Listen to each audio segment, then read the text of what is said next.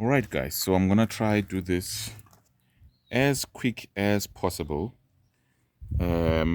Explain how it works and explain what I found the problem is this. The faults that we've gotten with this thing so far now. Beforehand, I will list the faults that it was throwing out there. Clutch what tolerance and all that stuff like that. Clutch 2 issues. And then after we inserted another clutch, I'll show you what we found, but let me explain to you. This is the DQ200 gearbox, the 7-speed dry clutch gearbox.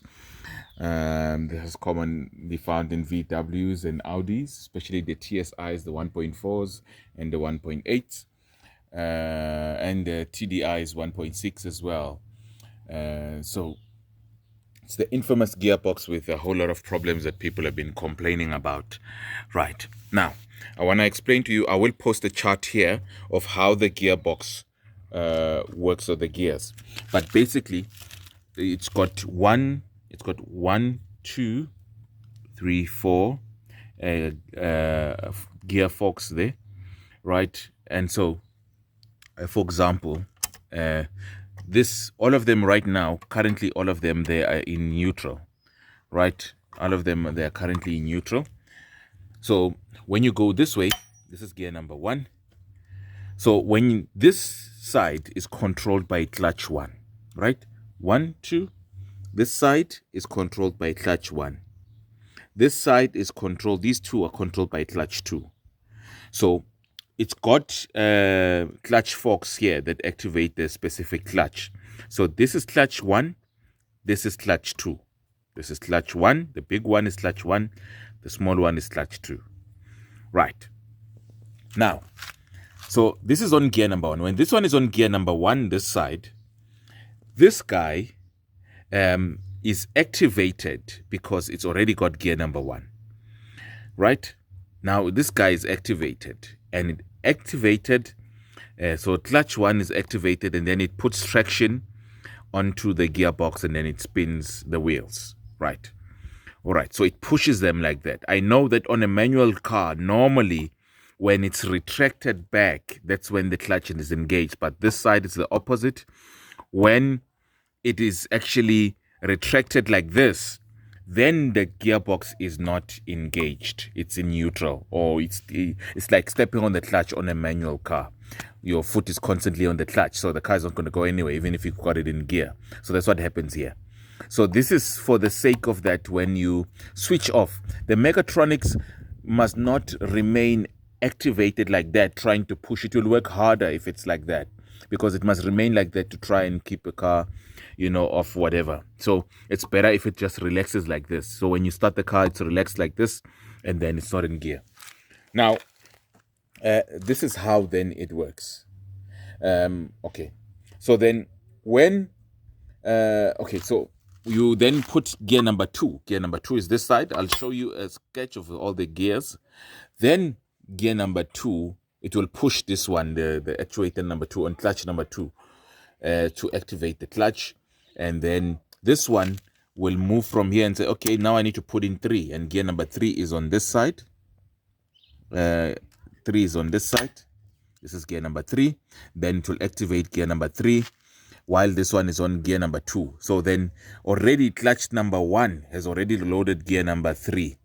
So then it will just change the clutches. It will just go from here, depress this one, and then press this one. And then that way it will activate the clutch 1, which has already got gear number 3 loaded on. So when that one goes on gear number 3, then clutch 2 will change and go this side. Goes to neutral in the middle, and then it goes this side, which is gear number 4. So this guy will activate gear number 4, and then when it activates gear number 4, it's ready to switch over. When it ready to switch off, it will depress this one, go back and push this one in to use this gear number 4 that's already loaded here. Then this one will remove the 3 and then go here and activate gear number 5. Right, so when it activates gear number 5, so when this one activates gear number 5, it will switch over. When it needs 5, it will switch over, depress this one, and then push this one in, key clutch 1 again. And by depressing clutch 2, then it presses clutch 1 in, and then it sends a traction. And then while that one is busy with gear number 5, this one will say, okay, let me put in 6, right? And then this is 6, right? This is 6, and so forth, and it will depress this one and push clutch 2 in using gear number 6, and then this one will go to 7, etc. So that's how it works. It utilizes these clutches. So it's got clutches inside this clutch pack here. As you can see, the engine will turn this part, right? The engine will turn that part. Let me make sure that all of these guys are in neutral. Make sure that all of them, they're in neutral. Okay, so it will utilize all of these guys. As currently you see that it's on neutral, I've not activated. So it's got clutches here, and I hope that you'll be able to see this, guys. Okay, there we go.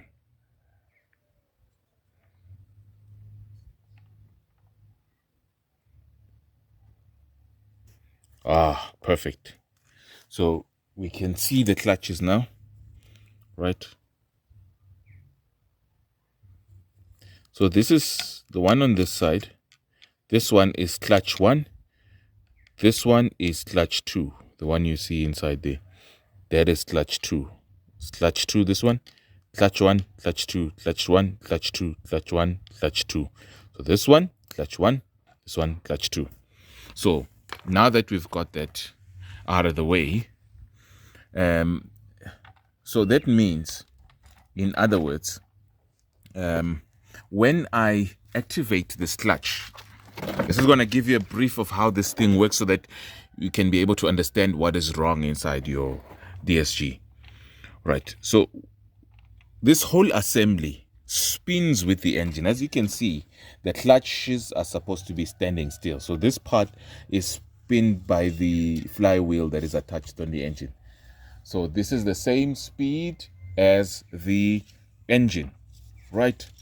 It's always constantly doing that. So when you are activating this guy here, you are pushing it so that it binds the clutch, so that this clutch outside here activates with the engine, right?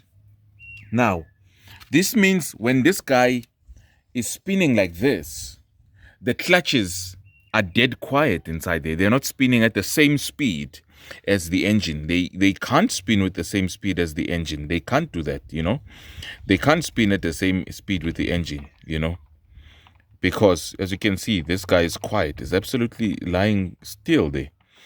So, now, it can't spin with the engine, because if it spins with the engine, how will it then engage gears? Because it needs to be still.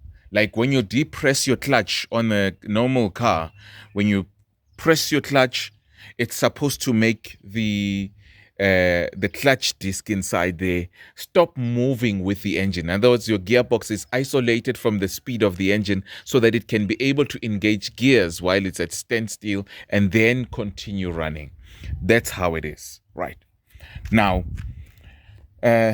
amongst the faults that we first found here was faults that were related to the Megatronics. We sorted that out. But faults that were relating to this clutch 2 assembly. Clutch 2 is the one on the back, not the one on the front. And so when I stripped it, I found that also the release bearing was dead. We did replace the release bearing and everything like that and put in a used clutch there. Now, this is what we found, that I found with this thing, because I was trying to think, why is it not happening? After I fitted those things, I put it inside the vehicle.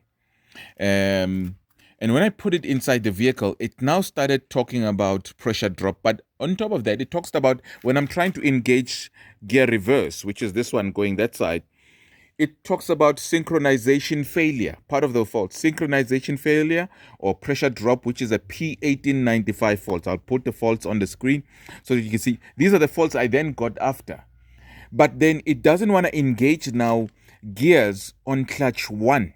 So gears on clutch 1, in other words, 1357, which it was using without a problem all along. The owner drove the car with 1357. It just didn't have gear number 2, gear number 4, gear number 6, and reverse. No reverse. Right. And so I was wondering to myself, why is it not doing what it should be doing? You know? And so I then got to the crux of the matter. I got to the issue. And the issue that I thought of here, I'll show you now. So let me engage gear one. I'll put you there on a tripod so they can monitor this guy and monitor as I'm spinning here. Just monitor this guy and you'll monitor this part as well so that you can see how this thing works. All right, so I'm going to engage gear number one here. Going to engage gear number one. I've pushed it this side. This is gear number one. So let's say then the engine is turning, right? This is the engine is turning. It's spinning here. It's running. But now you can see that the wheels are not moving. This gear number one is engaged, but the wheels are not moving. Like the wheels are not moving at all, as you can see there. Now I activate the clutch on number one. So when this guy is pushed in like that, as I push it in like this, you can see it starts moving. You see that? This is gear number one. It's moving slowly because this is gear number one. In fact, if I put in gear number three, this is gear number three, you can see it spins a little bit faster. I can take out three, put in gear number seven. This is gear number seven, this side. Still on clutch one. When I do this, you can see it spins much faster, as you can see that, much faster, guys, much faster. It's spinning without issues, right? So now that's clutch one. So on clutch one, we are good. The disc is spinning okay. But let me put then, so currently it's on neutral. You see that it's not spinning, it's on neutral. So I'm going to engage gear number two. This is gear number two. I've installed two. So remember, when I'm spinning this alone without activating the clutch, this guy is supposed to be quiet. He's spinning. You see that? This is gear number two, but it's supposed to be idling and it's driving. Okay. You put it back to neutral. It's quiet. Let me put in one on gear number one. I've not pressed the clutch. I've not engaged the clutch. Look at that. So when I engage the clutch, another thing that you must notice, as I engage the clutch, look at this guy. He's now spinning with the engine speed. You see? Spinning with the engine speed. When I let go of it, it keeps quiet. When I engage it, engine speed and the wheels are turning. It's sending gear number one. So this guy on gear number two, he's spinning already. And I'm not engaged the clutch. Okay, maybe you'll say, okay, it works oppositely. Let's put it on the opposite side. Let's engage clutch number one. So I'm moving only clutch number two. So I'm moving only the stick for clutch number two, right, guys? This is the one that I'm pushing in here. And it's still doing the same thing. It's constantly engaged. It's literally constantly engaged. So it's not just two. Let's take it out of gear number two. Let's put it in gear number four. This is gear number four. It's still spinning, really. Okay. Let's put in gear number six. Gear number six. There we go. Still, it's spinning. How is it possible? Let's put it in reverse. Reverse. Come on, reverse. Okay. This is reverse. Look at that. It's spinning. I have not engaged the clutch. I've not engaged this guy. So why the heck is it spinning? So as I was showing you that these guys are supposed to be dead still inside as the engine speed is moving here. What is happening in clutch one, the inside of clutch one, the clutch itself, the damage that it has binded and possibly has melted, but it's compressed. It's binded to the clutch assembly. So it's constantly, clutch two is constantly spinning with the engine speed. Unlike clutch one being free like that, clutch one is free. Clutch one is free. Look at that. He's free. But clutch 2 is moving with the clutch assembly. It's moving with the engine. So clutch 2 is binded like that. And so as a result, it makes it difficult for the mechatronic to engage gears when the clutch is already engaged. Like, how can you, when a car is in gear without pressing the clutch, you know, in a manual car, without pressing the clutch and it's in gear, how can you take it out and put in another gear? That's very difficult for it to do that, because the clutch needs to stop, the engine needs to run away from the speed of the engine, and then be able to have an opportunity to put in its own gears. Right.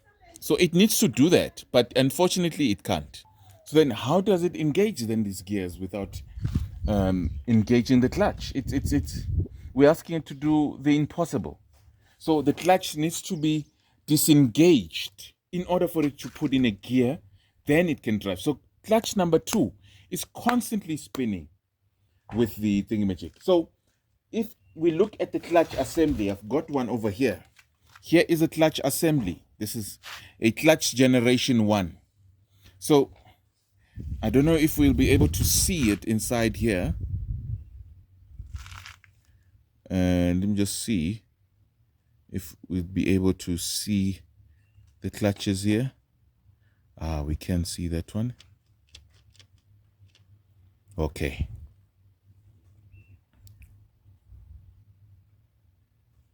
Okay, so that we can see clearly. You can see this is clutch 1.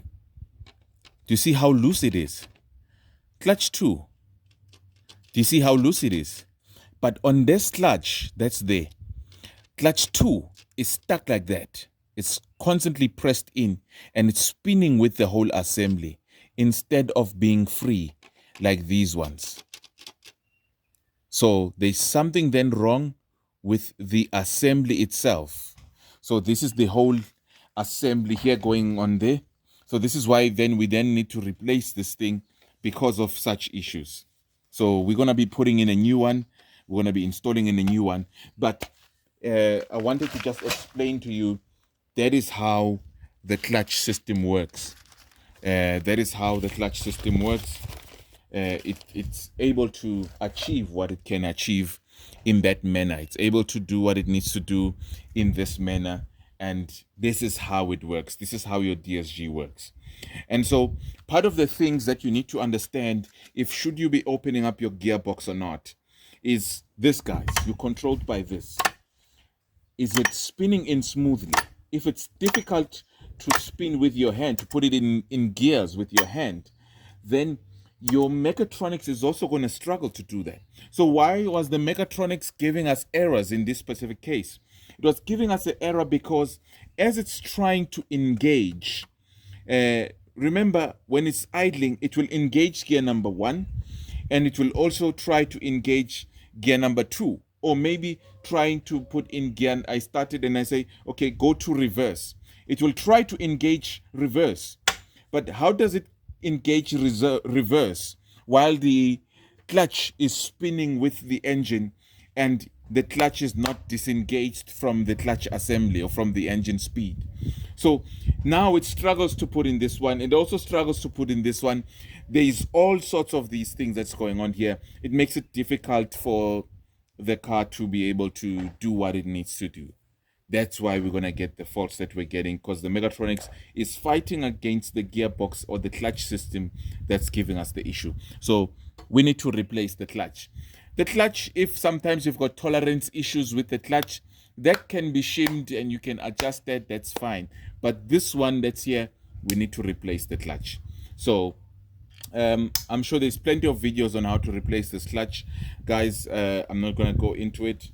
I'm just going to get to it, and then maybe I'll show you a video later onwards. Please watch my other videos when I was engaging these gears with the wheels while it's in the car. If this one's complicated while it's in the car, watch that one as well. I did upload a video that explains what I basically become the mechatronics inside the vehicle while the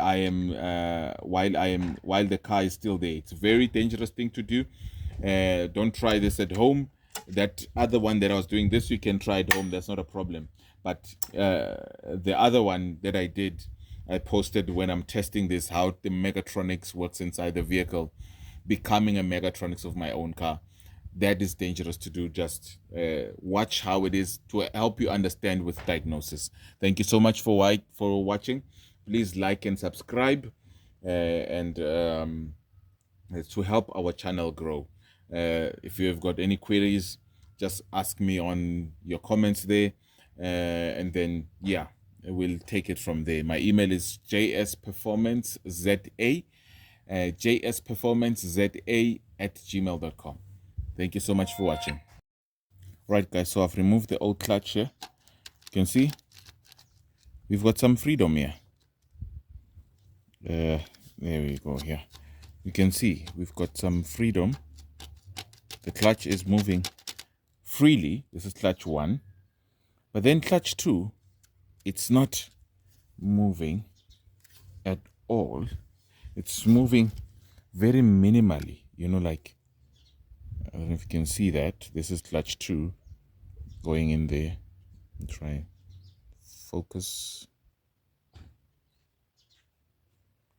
Okay, so you can see that it's tight, super tight there. So something collapsed here, overheated. I think the springs perhaps might have done that. These outward springs, it's a possibility. Let's put it side by side. Let's see with the springs if we seeing any difference. Oh yes, we are. So what we are finding here with the springs, we're finding that these ones are slightly inwards. Remember when the release bearing came apart, it was around here. That's why you find these overheating signs going on here. It shows signs of overheating. And these springs that press on clutch 2, they are inward. They are now pressed inward. They're inwardly pressed now, and they can't go back. It seems like as they were so hot that they remained that shape of being inwardly pressed. And then